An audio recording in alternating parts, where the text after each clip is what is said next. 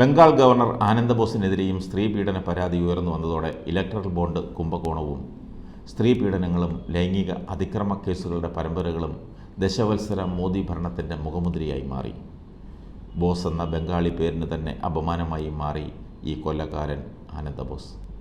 മോദി ഗവർണറാക്കിയ ശേഷമാണ് ബോസ് കീഴ് ജീവനക്കാരോട് അതിക്രമം കാട്ടിയതെങ്കിൽ ഒരു കീഴ് ജീവനക്കാരിയോട് ലൈംഗിക അതിക്രമം കാട്ടിയ ശേഷമാണ് രഞ്ജൻ ഗൊഗോയ്ക്ക് MP സ്ഥാനം കൊടുത്ത് മോദി ആദരിച്ചത്.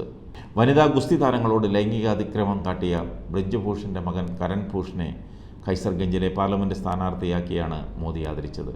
മോദിയും ദേവഗൌഡയും ചേർന്ന് ഹസനിലെ NDA സ്ഥാനാർത്ഥിക്ക് വോട്ടഭ്യർത്ഥിച്ചിട്ട് മടങ്ങിപ്പോയ ശേഷമാണ് പ്രജ്വൽ രേവണ്ണയുടെ ലൈംഗിക അതിക്രമ വീഡിയോകൾ പുറം ലോകമറിഞ്ഞത്.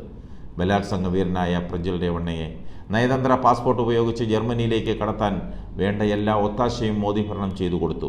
ജനങ്ങളുടെ നികുതി പണം പെഗാസസ് ചാര സോഫ്റ്റ്വെയറിനായി ദൂർത്തടിച്ച മോദി അത് മറച്ചുവെക്കുന്നതിന് പരമാവധി ശ്രമിച്ചു. ഇലക്ട്രൽ ബോണ്ട് കൊള്ളയും 2024 ജൂൺ മാസം വരെ മറച്ചുവെക്കുന്നതിനായി SBI കൊണ്ട് സുപ്രീം കോടതിയിൽ കളവ് പറഞ്ഞു നോക്കി. ഗത്യന്തരമില്ലാതെ നിജസ്ഥിതി കോടതിയിൽ പറയാൻ നിർബന്ധിതമായി. കർണാടക പോൺദള നേതാവായ HD രേവണ്ണയും പ്രജ്വലിനെയും BJP സഖ്യകക്ഷിയാക്കി ജനവിധി തേടിയവരാണ് മോദിയും യോഗിയും.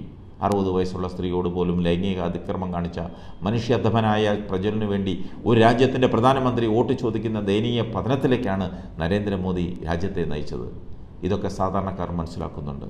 ഇത്തവണ ഈസിയായി വീണ്ടും മോദിക്ക് രാജ്യം ഭരിക്കാൻ കഴിയില്ല. കുറേ വെള്ളം കുടിക്കും. കഴിഞ്ഞ തവണ MPമാരെയും പാർട്ടികളെയും വിലക്കെടുത്തതുപോലെ ഇത്തവണ അത് നടക്കില്ല. രാജ്യം കണ്ട ഏറ്റവും വലിയ അഴിമതിക്കാരനെ ജനം തിരിച്ചറിഞ്ഞു കഴിഞ്ഞു.